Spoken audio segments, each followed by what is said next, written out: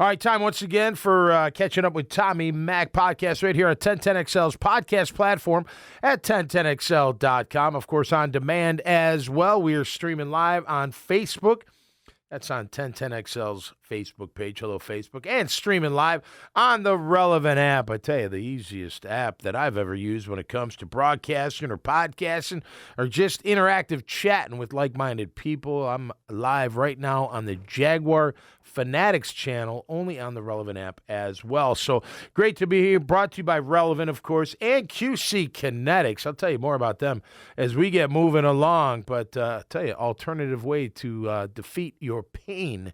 And I had my first therapy session the other day. I'll let you know how it goes. Feels pretty good so far, but you gotta give it I don't know. I'm gonna give it a few more days before I give it any kind of, one way or the other. But so far, so good. My esteemed producers here, Graham Marsh, as he always is. Hi, Graham. Good morning. Yes, sir. Afternoon. How are you? Afternoon. How are you, buddy? Not too bad. You doing Friday, okay? Baby. Yeah. It's Friday afternoon. Yeah. You Weekend's good. coming. What are you doing this weekend? I am chilling this weekend. Are you? You had a big deal. Yeah, after, how late were you up? Did you see the sun in Vegas? Oh, yeah. Like, were you up that late every night? Yeah. Even the third night? That third night's tough, man. Well, actually, so the second night was when we took it a little bit easier. Okay. First and third night were big ones. Yeah. Wow, third night, even though you're gonna go home tonight. Yeah. Okay. Cool, man. Yeah, we pretty much didn't sleep. Yeah. From our fun times to heading to the airport. Yeah. You know what? I said on Tuesday. I think we're gonna get to that. Like, just have a big party and do some cool stuff with the players. That the fans can see their face and maybe even take the flag football game out. I don't know, whatever. But nonetheless, it was a great party. I'm sure great party going on in Arizona. I miss being at the Super Bowl. I used to go. Man, I went like 8 years in a row, I think, to Radio Row. Get set up I'd get there on a Wednesday, or I'd do my show Wednesday. Thursday, it got a little more crowded. Friday was rocking and rolling. You see a lot of famous people, a lot of famous athletes, entertainers, actors, musicians, all types of people. It'd be so much fun. They'd want to get interviewed. They'd come by, and you could say hi to them and talk to them on air and off and that kind of stuff. Met some of just some really incredible people along the way. But the NFL Awards show last night, I know everybody's a little bit upset. We're going to talk about that. Interesting. We're going to go through just not all the awards, but a good bit of the awards. We want to talk about that. The Hall of Fame class, great players, some guys that I personally know, so that's pretty cool. And we're going to get into Roger Goodell's quote about the officiating's never been better in the NFL. We'll talk about that, and I will brief up or just brush up on the Super Bowl. I have my pick. I picked on Jaguars today, and I'll let you know that pick at the end. Let's start with Trevor's letter to the city, to the Jaguar fan base. Look, I mean, I didn't need the letter. I think it was a nice gesture, so I'm not going to bag on the letter. It was a nice gesture. There's no doubt about it. Look, I'm happy that he and his wife are becoming ingrained in the city, ingrained in the culture, ingrained in everything, in the community. It's a special community. One thing that really stood out, like when Trevor mentioned Publix, even Publix, he's right. I shop at Publix. I do a lot of the shopping. My wife does some of it too.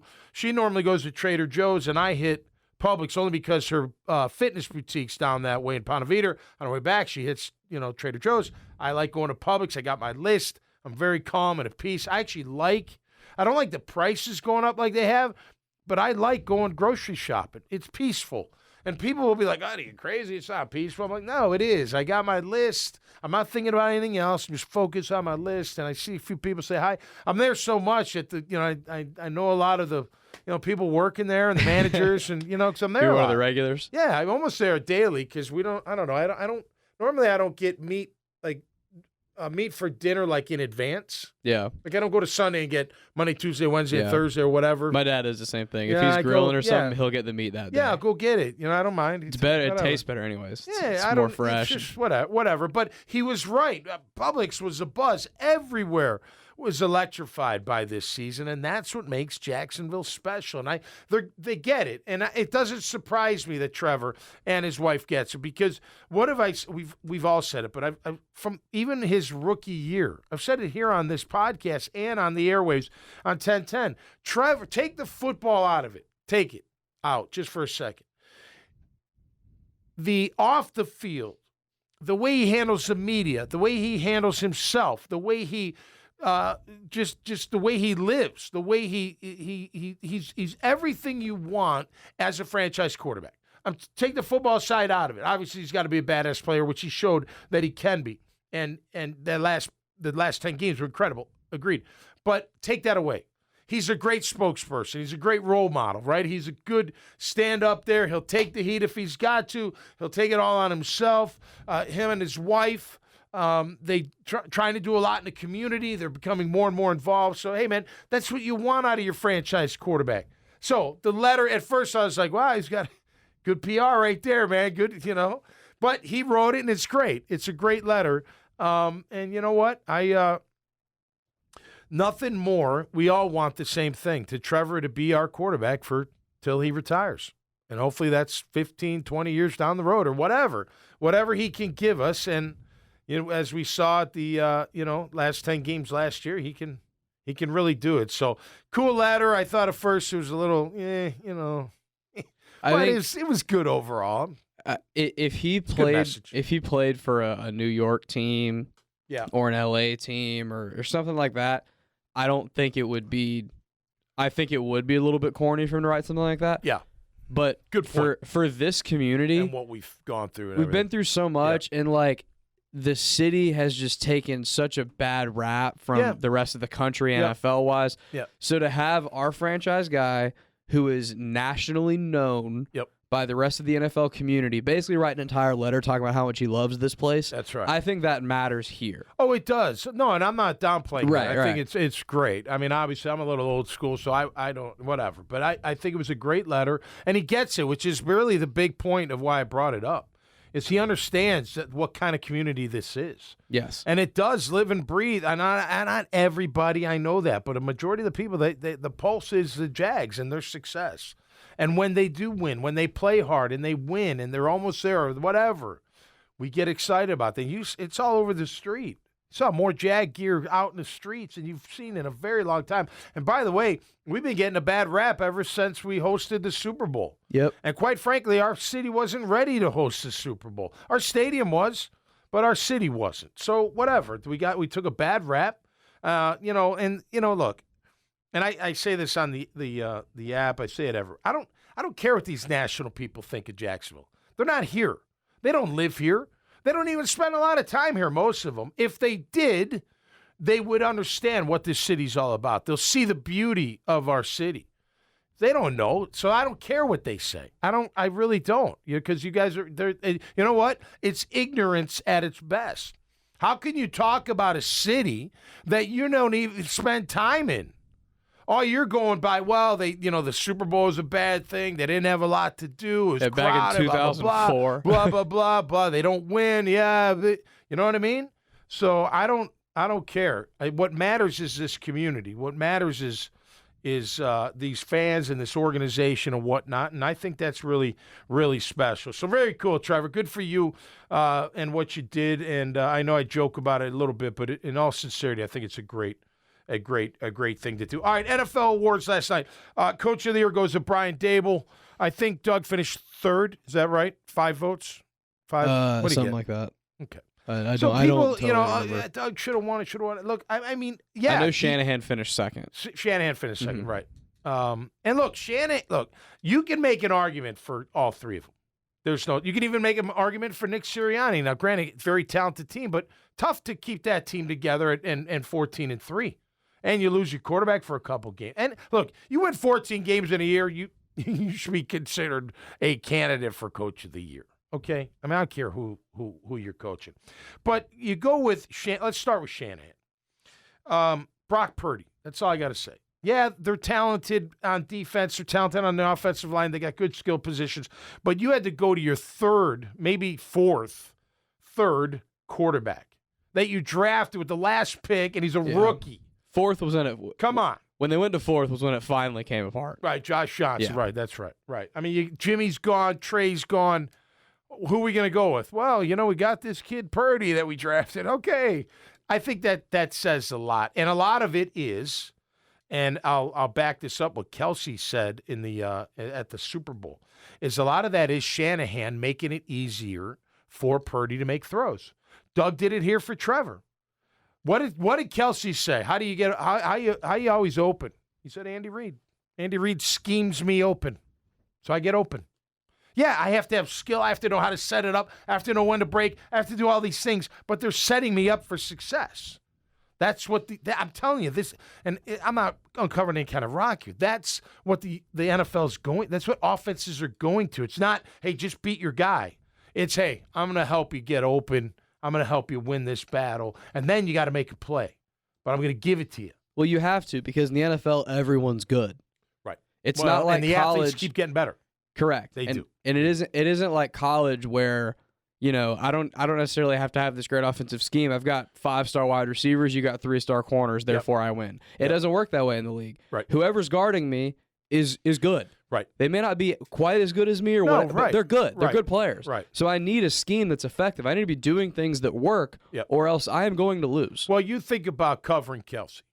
Right. I was talking on Jaguars today, and Dempsey made a good point. I was like, you know what you need? You need a 6'4" safety, free safety that can fly, that's quick, and that can really cover man-to-man. He's like, Derwin James? I'm like, yes, Derwin James. He's like, he actually shut him down until he got hurt in one of their games. So, but we don't have that. Hey, Rayshon Jenkins had a great year, one of our defensive MVPs, but to ask him to cover Kelsey one-on-one, whew. That's a tough one. So, nonetheless, I think you make an argument for Shannon. Look, Brian Dable, yeah, it's the Giants, it's New York, I get that. But he got 16 votes for a reason. I think the reason is, and I'll just take their offense, although I couldn't name a lot of guys on defense either.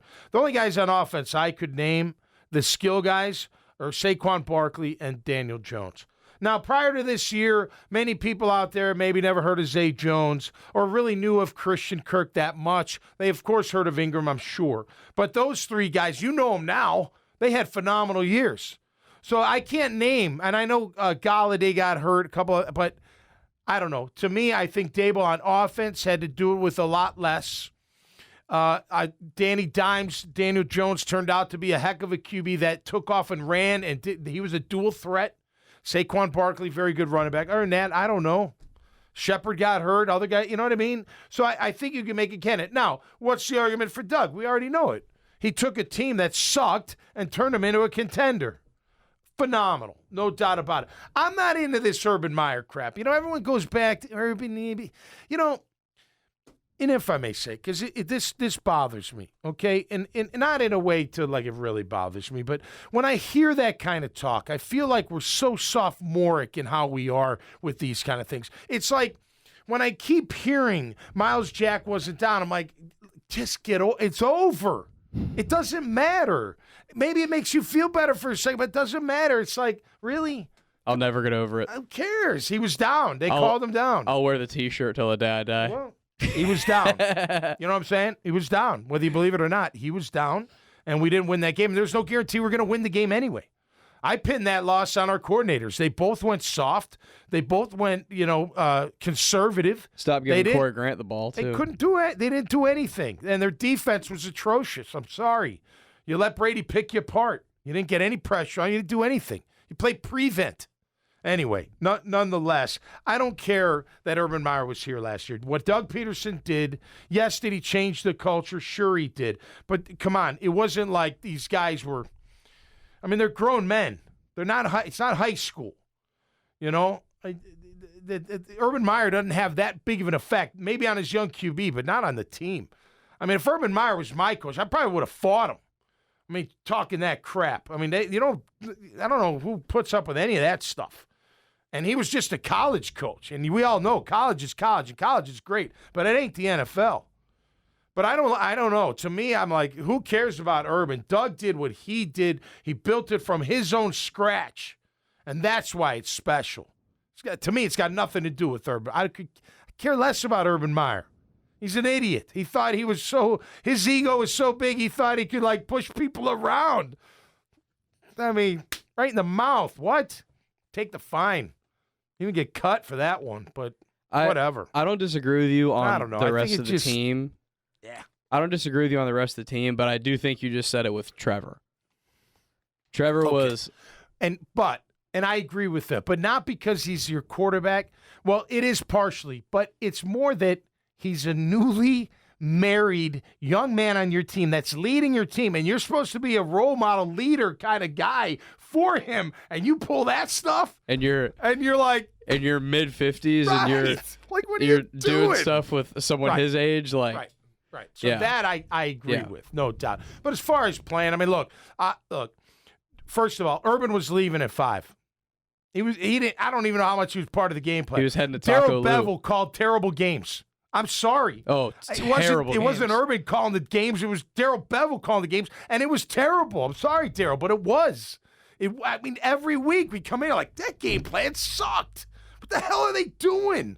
But not any longer, because Doug's calling the plays, and they got pressed, and they got a good system. You know what I mean? So to me, the actual football stuff, I don't know. Move on. Doug's here. It's great that he's here. I wish he was here a year earlier. A lot of us wanted that, but who cares? We move on, and we're glad he's on our team. All right, I'm trying not to run too long today, so I will move it on. Hey, congrats to all the Hall of Famers. Zach Thomas, one of the most not underrated, because he's a Hall of Famer. Great linebacker. I mean, great, instinctive. I remember when I first met Zach Thomas. It was a Super Bowl party in 98 I think Miami had it in 98.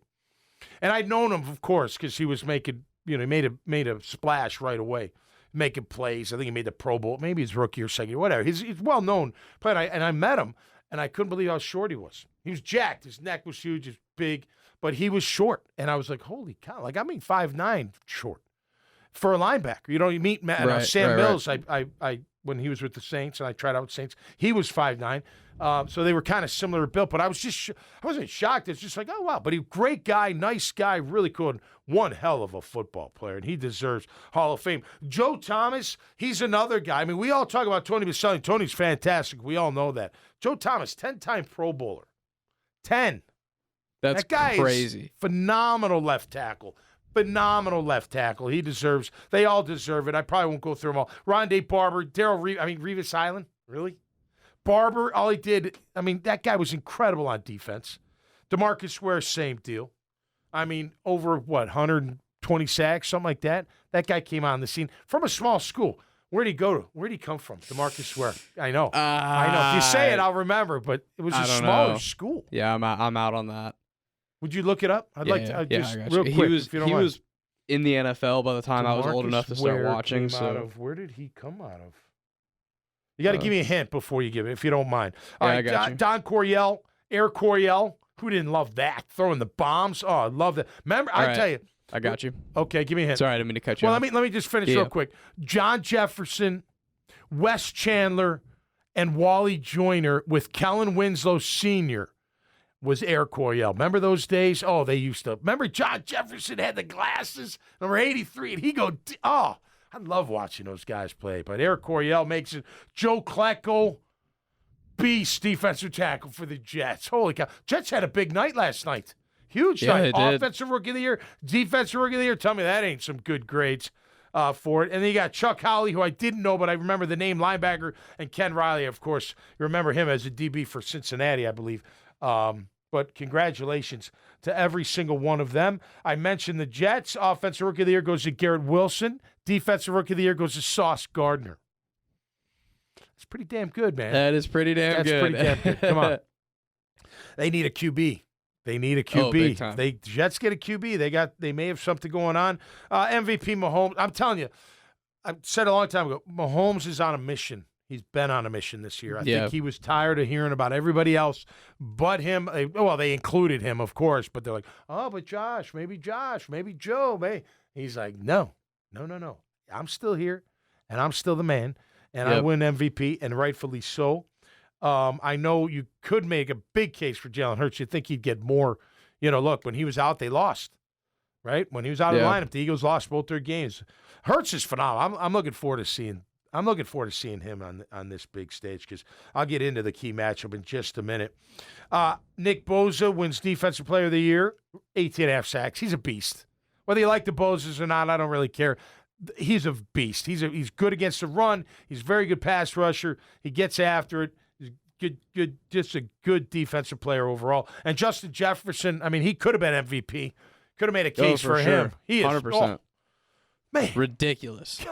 Was him and Chase on the same team? They were together. Yeah, in college. Yeah, Joe Burrow. Joe is QB. That's unfair, Jamar Chase, Justin Jefferson at wide receiver. Thaddeus Moss, Randy Moss's nephew, was their tight end. He was really good tight end. And Clyde Edwards-Helaire was a running back. The running back. Wow, they were loaded. Patrick Queen was a middle linebacker. That's right. He was a beast. He's still a beast. I love it. All right, so I gotta make one mention that Roger Goodell says officiating's never been better. So what do you think about that? You know, not just Graham, but all of y'all out there. Like when the commissioner says that, okay, and I love the NFL. Don't get me wrong, I love the NFL, but I think, are you on the take? Like really, better than it's ever been. Officiating, Raj, come on. I mean, don't say it. Just don't say it. Just say, we could always improve. That would be a better answer. But to say it's never been better, I don't know. Vegas keeps getting it right, don't they, for the most part? You know what I mean? It's just got that feeling to it. Like a little casino, Sam Rothstein little. No, officiating's it's great. What are you talking about? What are you looking at? I don't know. I just think that's very interesting. All right, here's my key matchup to the game. So I'm going to give you some stats. I said on Jaguars today I was going to wait for the podcast, but it just came up.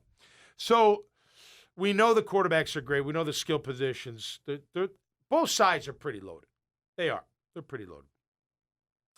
And I know I'm old school, so you're probably be like, oh, here we go, old school. But let me tell you something.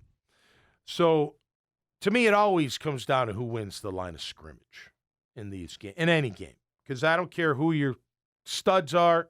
If you can disrupt the QB and keep your own quarterback clean or non-disrupted, most likely you're going to win the game. You got a chance to win it. Very good chance to win the game. So everyone's talking about Philadelphia's defensive line, and rightfully so. 70 sacks, or 5 away from the record. Sickening.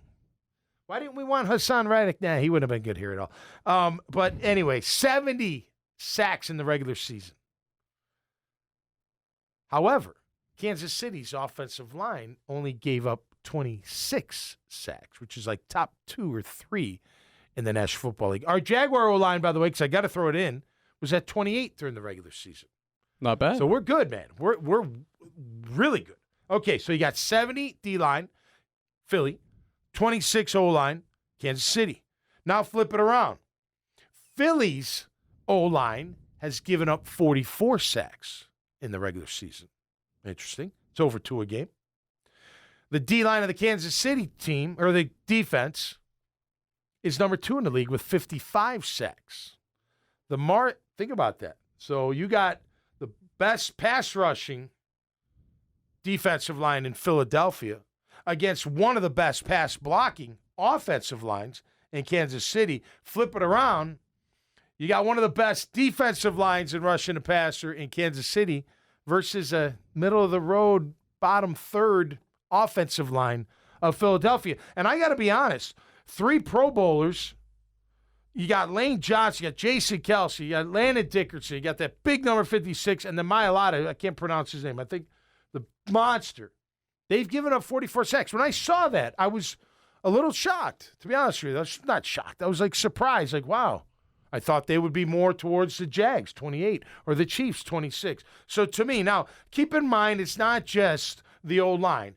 Backs picking up blitzers, tight ends chipping, quarterback bailing them out, getting out of dodge, making a throw, could have been a sack, those kind of things. Those happen. Of course they do.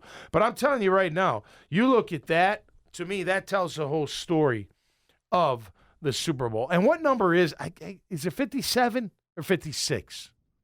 What Super Bowl is it? Yeah, what Super Bowl is it? I think 57. Is it 57? I believe, but I could be wrong. Don't quote me on that. I'm not good at the numbers 57. on that. All right, well, anyway. I think it's going to be a great game. It's 1.5 right now. I would take Kansas City with 1.5. However, I had a premonition while I was in the studio with Jaguars today. I was just thinking about the game, and I do think it's going to be a real close game. I do think it's going to be a somewhat higher scoring game. And I have this premonition vision that Kansas City has an opportunity to win the Super Bowl on a last-second field goal, and they miss and lose 29-28. I'm taking the 1.5, so I'll be all right there. I'm taking the over, I'll be all right there. And I think Philadelphia. I think it's going to be that tight. I do. I don't really care who wins. I don't have a dog in the fight. I want to see a good game. And for the record, when games are like this, I always want to see the comeback. So some team will go up. Philly goes up by 7. I'm like, all right, I'm pulling for I want to see them. Right. And then I'll be like, oh, no, I want to see Philly come back. Oh, no, I want to see Kansas. And then until because you want a good game. Just want a good game. Yeah, you want a great game. And if those little comebacks don't happen, you don't have a good game. Absolutely. So. Well, I hope everybody has a great game. I'm actually traveling, but I will be watching the game. We have a dance competition up in Savannah, Georgia. Dance Dad this weekend. I'll be moving props to a certain degree. I'll be having some fun. And how about this? My youngest is still competing. My number 2 is an assistant teacher. My wife teaches there as well, fitness. My other daughter's coming too. My in-laws, my mother-in-law's coming, right? And the last dance of my youngest lioness is at 5:45 on Sunday afternoon. Isn't that beautiful? So what time's kickoff? We're going to have to change some things, I think, Nancy. This is the second year in a row. But we are staying Sunday nights. We're going to watch the game and get to see all of that. Next Friday, the dad bods are at Iggy's Bar and Grill over in Fruit Cove. So furthest penetration inland for the band. So we'll see all about that, but that'll be next Friday. We take the stage at 7 o'clock. Hope you have a great weekend. Stay safe out there. Yep. College for DeMarcus Ware. Oh, thank you. Do you need a hint? It's small Troy. Nope. Wait. Smaller than Troy. But it is a small school. It is. Is it a historically black college? I don't think that I'm not sure of. Okay. I don't know. Okay. Whatever. Do you need a hint? Yeah. They are the same mascot as Duke. The Blue Devils. They're the Blue Devils. Delaware. Nope. It is a D school though. Starts with a D. It's not Dartmouth. Nope. It was an Ivy. I don't know. Give it Duquesne. No kidding. Duquesne. Duquesne? Yes, sir. What the hell is that? Dude, they played Florida State this year, first game of the year. Oh, right. They got annihilated. They lost by like 60 points or something. Man, he was one hell of a find. I remember when Khalil Mack came out of Buffalo, and you're like, what? Or sorry. They're the Duquesne Dukes. Okay, Dukes. That's why I had it screwed up. They're not the Blue Devils. Sorry. Duquesne. All the way to the Hall of Fame.